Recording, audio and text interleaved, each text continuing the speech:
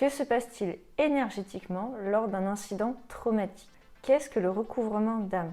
Je vous explique tout.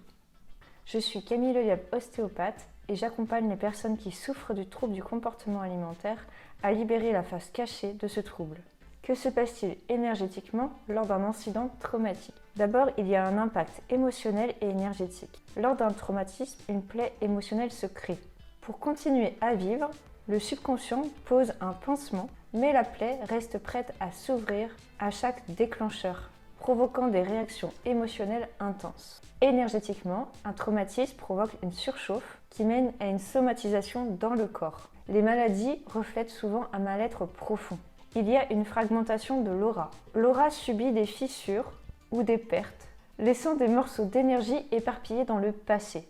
Ces trous d'aura entraînent une perte d'énergie, souvent ressentie après des événements traumatisants. Qu'est-ce que le recouvrement d'âme? Il s'agit d'un rituel énergétique permettant de revisiter les événements traumatiques, de nettoyer les plaies émotionnelles, de relever les fusibles, qui sont des blocages énergétiques dans le corps, et de réintégrer les fragments d'âme perdus. Cela aide à retrouver une sensation de bien-être, à éliminer des mémoires douloureuses et à se reconnecter à sa souveraineté intérieure. Ce processus peut aussi concerner des traumatismes karmiques provenant de vies antérieures. Il faut changer son état énergétique pour guérir. L'importance de la conscience dans la guérison. Tout est énergie et notre conscience influence la façon dont notre corps se structure.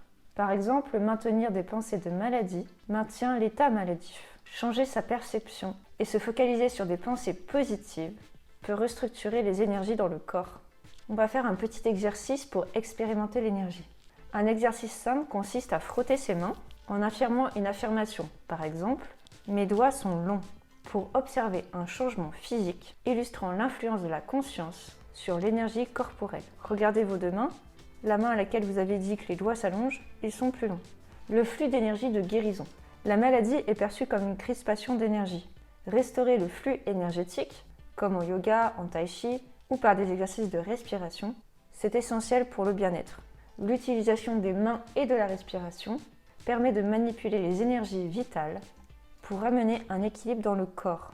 Visualisation et manipulation énergétique. Les guérisseurs utilisent leur concentration pour manipuler les énergies d'une personne malade en projetant une image de santé parfaite sur la zone concernée. Cela incite le corps à s'aligner sur une nouvelle énergie.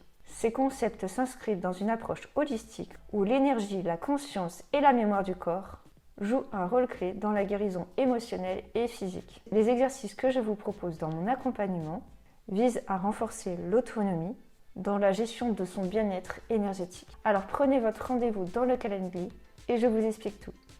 Merci.